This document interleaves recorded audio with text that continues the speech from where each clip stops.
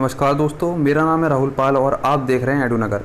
इस वीडियो में हम देखेंगे कि सोशलिज्म, कम्युनिज्म और कैपिटलिज्म में क्या अंतर होता है और इन तीनों ही इज्म यानी कि इन तीनों ही विचारधाराओं ने वर्ल्ड हिस्ट्री और वर्ल्ड पॉलिटिक्स को किस तरीके से इम्पैक्टेड किया है, खासकर 19th और 20th सेंचुरी में। और इन तीनों ही आइडियोलॉजीज़ का इंडियन करंट पॉलिटिक्स में क्या रोल है, ये भी हम देखेंगे। आगे बढ़ने से पहले आप सभी से एक अपील कि हमारे चैनल एडुनगर को यूट्यूब पर सब्सक्राइब करें ताकि आगे आने वाली सभी वीडियो के नोटिफिकेशन आप आसानी से ले सकें।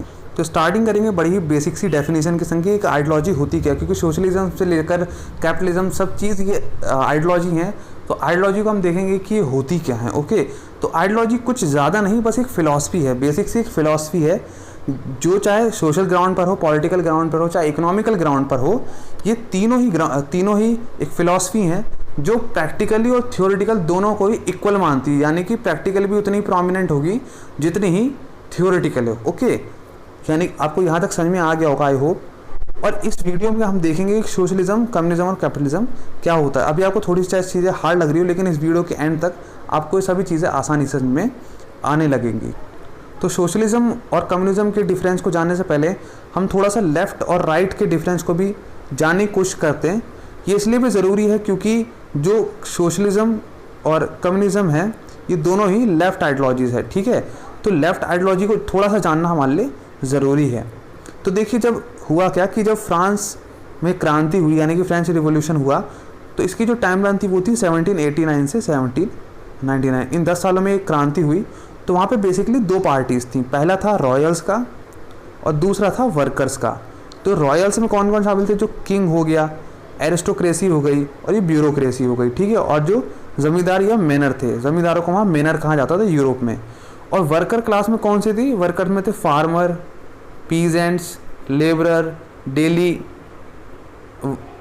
Veg gainers, okay, middle class, okay. तो ये थे। तो ये पहली क्लास थी रॉयल्स और दूसरी क्लास थी वर्कर्स।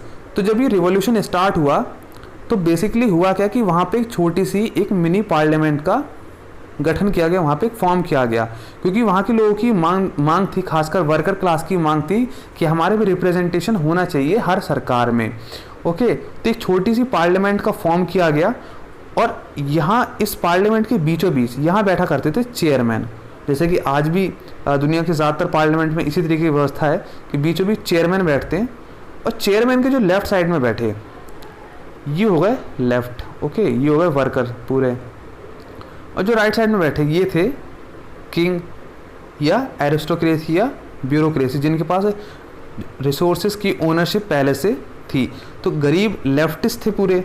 और जो राइट साइड में बैठे थे उनके पास रिसोर्सेज की ओनरशिप पहले से ही थी। ओके, तो ये हो गया चेयरमैन। चेयरमैन के राइट में बैठे रॉयल्स और इस तरह बैठे पूरे वर्कर्स। ओके, अब देखिए धीरे धीरे क्या हुआ कि जैसे जैसे क्रांति 1789 से 1799 की तरफ बढ़ी तो जो वर्कर क्लास थी, ओके, क्योंकि अब धीरे धीरे जो रॉयल्स की पावर वो धीरे धीरे कम हो रही थी, तो वर्कर्स क्लास के अंदर ही जो एक क्लास का जन्म हुआ उसको कहते हैं न्यू मिडिल क्लास। ओके, तो न्यू मिडिल क्लास धीरे धीरे राइट में जाके बैठने लगी, क्योंकि अब इनके पास धीरे धीरे ओनरशिप आने लगी रिसोर्सेज की। तो अब न्यू मिडिल क्लास जाके बैठने लगी यहाँ, और जो वर्कर्स थे वो यहीं लेफ्ट साइड बैठे रहने लगे। तो जो न्यू मिडिल क्लास थी उनका ये मानना था और उनका ये कहना था कि हमें फ्री मार्केट एक्सेस होना चाहिए ताकि ट्रेड और ये सब बढ़ सके। जबकि वर्कर क्लास का ये कहना था, यानी कि जो लेफ्ट साइड में बैठे थे उनका कहना ये था कि फ्री मार्केट से कोई दिक्कत नहीं है, लेकिन उस पर जो उस पर दायित्व होगा वो होगा पूरा, यानी कि उस पर जो कंट्रोल होगा वो होगा पूरा वर्कर्स का, यानी कि लेबरर्स का। ओके, तो ये बेसिक से डिफरेंस स्टार्ट हुआ। और उसके बाद सीधे 100 साल बाद, यानी कि 1917 में रशियन रेवोल्यूशन के दौरान, रशियन रेवोल्यूशन में हुआ क्या कि जो लेनिन थे, मैं आपको बताऊंगा कि सोशलिज्म और कम्युनिज्म के स्लाइड में कि ये सब हुआ कैसे, कि रशियन रेवोल्यूशन में होता क्या, देखिए मोटा मोटा आपको बता रहा हूँ कि कम्युनिज्म और सोशलिज्म जो अभी तक केवल थ्योरी समझी जाती थी, इस रेवोल्यूशन के बाद कम्युनिज्म और सोशलिज्म ने एक प्रैक्टिकल रूप ले लिया और वहाँ पे रशिया में एक सरकार गठित हो गई।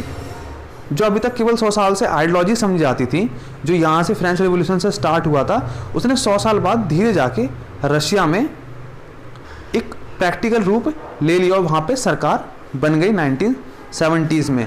तो आई होप कि आपको ये तक समझ में आ गया होगा कि लेफ़्ट और राइट कहाँ से आया, क्योंकि लेफ़्ट और राइट की चर्चा खासकर JNU और स्टूडेंट के डिबेट के दौरान काफ़ी रहती है, और इंडियन न्यूज़ चैनल में लेफ़्ट और राइट को लेकर काफ़ी डिबेट चलती रहती है। तो आई होप कि आपको समझ में आ गया होगा कि 1789 में लेफ़्ट और राइट का जो पार्टीशन है वो किस तरीके से सामने आया। ओके, तो अब हम देखेंगे कैपिटलिज्म के बारे में कि कैपिटलिज्म होता क्या है और इसका मतलब क्या है। तो देखिए, कैपिटलिज्म को हिंदी में कहते हैं पूंजीवाद।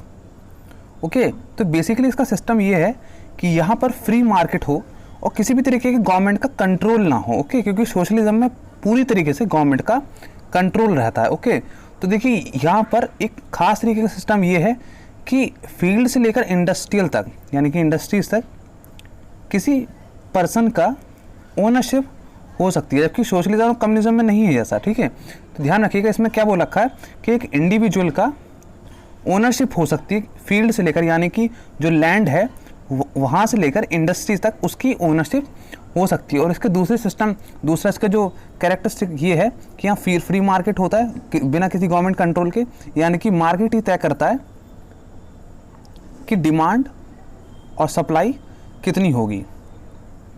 ओके, और यहाँ पे लेबर वेज होती है, यानी कि मनी में पैसे दिए जाते हैं, क्योंकि कम्युनिज्म में ऐसा सिस्टम नहीं है। कम्युनिज्म में ऐसा सिस्टम नहीं है। तो एक लेबर वेज हो गई, फ्री मार्केट हो गया और ओनरशिप हो गई। और आगे है कि इस सिस्टम में एग्जिस्टिंग जितने भी रिसोर्सेज है उसमें से ज़्यादा निकालने की कोशिश की जाती है, यानी कि मोर गेन फ्रॉम एग्जिस्टिंग रिसोर्सेज, यानी कि जितने हमारे पास संसाधन है पहले से उसका उच्चतम प्रयोग किस तरीके से किया जाएगा। और एडम स्मिथ और जो जॉन मेनार्ड किनीज थे, इनको बोला जाता है कि इन्होंने कैपिटलिज्म को काफ़ी अच्छी तरीके से आगे बढ़ाने में मदद दी, क्योंकि इन्होंने विचार जो कैपिटलिज्म के थे उनको अच्छी तरीके से और आसान भाषा में आगे लोगों को समझाया। ओके, तो अब हम देखेंगे सोशलिज्म के बारे में कि सोशलिज्म क्या होता है। ओके, तो देखिए सोशलिज्म स्टार्टिंग से ह्यूमैनिटी में रहा है, क्योंकि आपने भी अपने डेली लाइफ में देखा होगा कि हम हर जगह इक्वालिटी लाने की कोशिश करते हैं, चाहे वो इकोनॉमिक हो, पॉलिटिकल हो या सोशली हो। ओके, तो स्टार्टिंग से सोशल की जो भावना रही है इंसानियत में, वही बाद में सोशलिज्म में तब्दील हो गई। तो सोशलिज्म ये कहता है कि जितना भी प्रोडक्शन या फैक्ट्री से निकला हुआ प्रॉफिट है उस पर जो कंट्रोल होगा वो सभी लोगों का होगा, यानी कि सभी पीपल का कंट्रोल होगा रिसोर्सेज के ऊपर, उसके प्रोडक्शन के ऊपर। ओके, और ये कैपिटलिज्म से पूरी तरीके से उल्टा है, क्योंकि कैपिटलिज्म ये कहता है कि एक पर्सन की ओनरशिप हो सकती है, जबकि सोशलिज्म में कहता है कि सभी लोगों की ओनरशिप होगी जब वो प्रॉफिट मेकिंग होगा।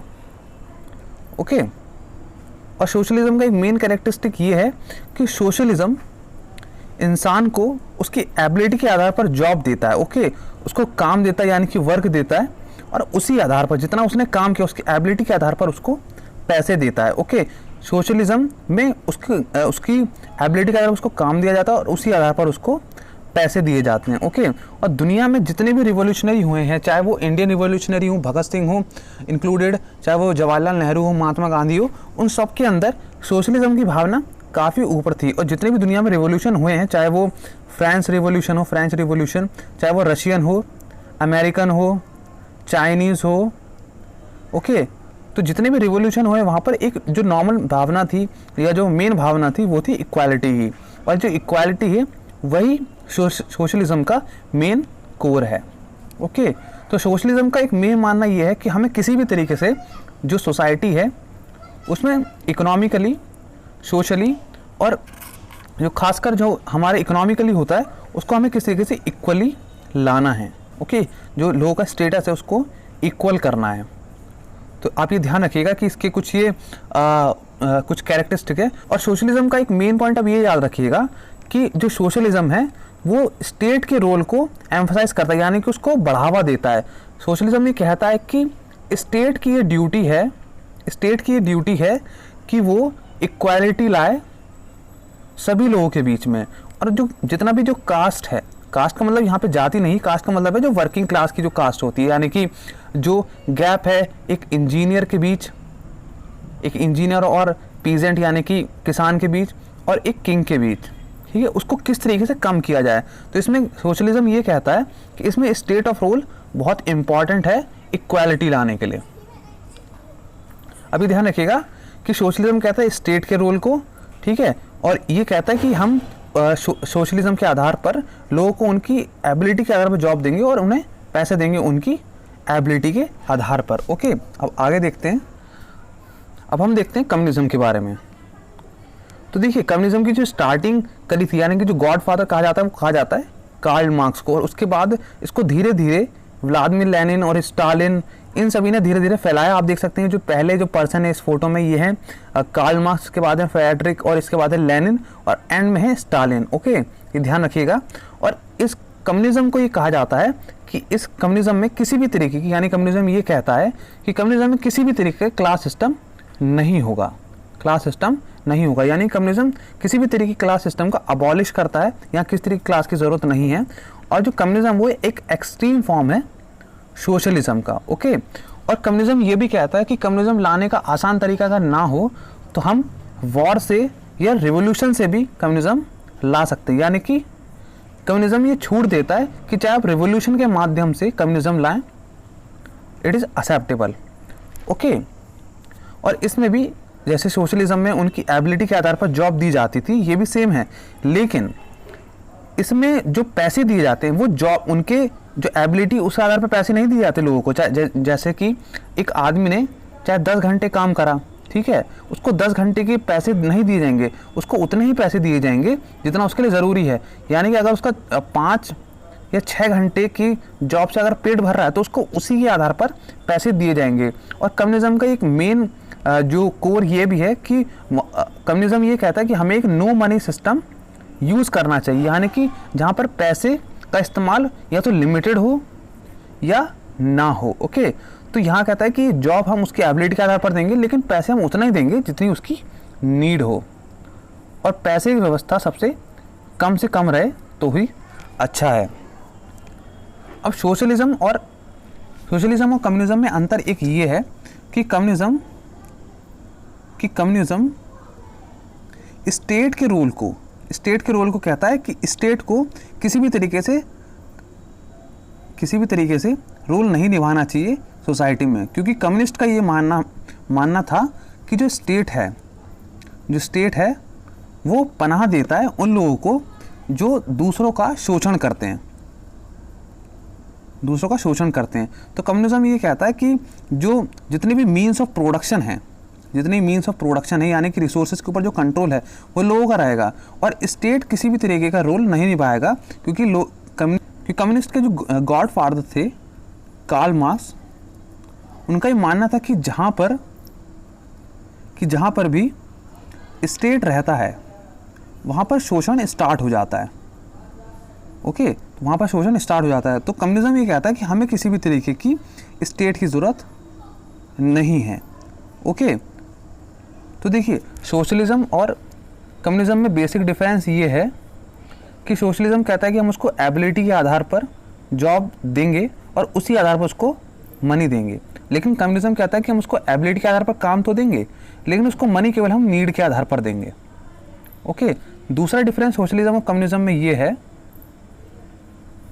सोशलिज्म कहता है कि हमें स्टेट के रोल को बढ़ाना चाहिए, ठीक है, ताकि हम इक्वालिटी ला सकें, जबकि कम्युनिज्म ये कहता है कि हमें स्टेट चाहिए ही नहीं, ठीक है ना, और इक्वालिटी अपने आप धीरे धीरे आ जाएगी। क्योंकि कम्युनिस्ट वाले ये मानते हैं कि जो स्टेट है वो शोषण करता है, यानी कि जो शोषण करते हैं दूसरों का उसको पनाह देता है। ओके, तो बड़ा बेसिक सा डिफरेंस है, ज़्यादा डिफरेंस नहीं है।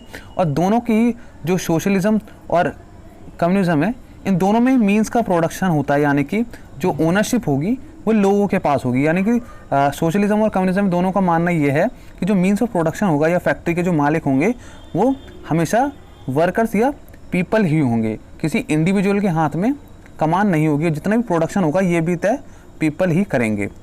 ओके, यहाँ पर डिमांड एंड सप्लाई की कोई मतलब नहीं होता, या फ्री मार्केट जैसी कोई चीज़ नहीं होती है। ओके, आई होप आपको ये वीडियो समझ में आया हो। अगर आपको कोई भी क्वायरी लगे तो आप कमेंट करके ज़रूर बताएं। आप सभी के लिए एक सवाल ये है कि आपको कमेंट बॉक्स में करंट वर्ल्ड में एक कैपिटलिस्ट, एक कम्युनिस्ट और एक सोशलिस्ट नेशन का नाम बताना है। Okay, thank you.